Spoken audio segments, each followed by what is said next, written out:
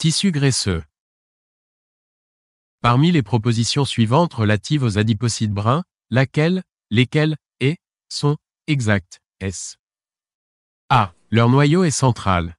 B. Leur cytoplasme est rempli de petites vacuoles glucidiques.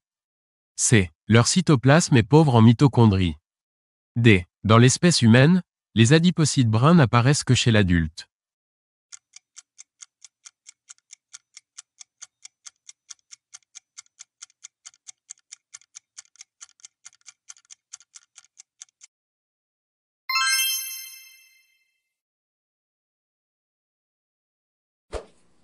Parmi les propositions suivantes relatives au tissu adipeux, quelles, S, et, sont, celles, S, qui est, sont, exactes, S. A. La synthèse des lipides est freinée par l'insuline. B. Le glucose pénètre dans l'adipocyte par diffusion facilitée. C. Le stockage des lipides se fait sous forme de triglycérides. D. L'hydrolyse des triglycérides est stimulée par les catécholamines.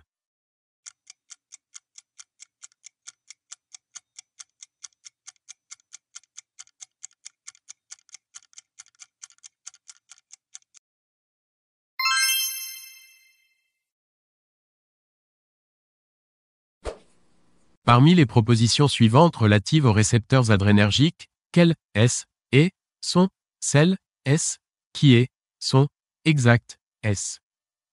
A. Le récepteur bêta-3 adrénergique représente le principal régulateur de la lipolyse adipocytaire. B. Le récepteur bêta-3 adrénergique est insensible à la noradrénaline. C. Le récepteur bêta-1 adrénergique est surtout exprimé dans le cœur. D. Le récepteur bêta-2 adrénergique est surtout exprimé dans l'arbre bronchique.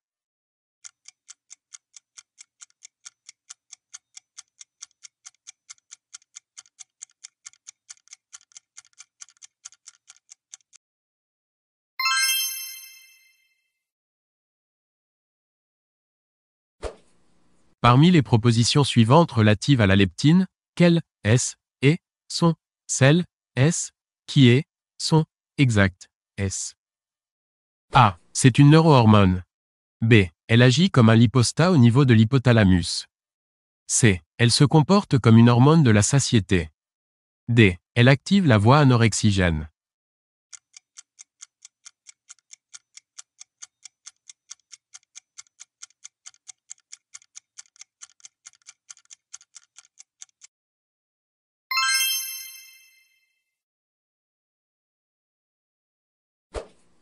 Parmi les propositions suivantes relatives à la graisse brune, quelles, S, et, sont, celles, S, qui est, sont, exactes, S.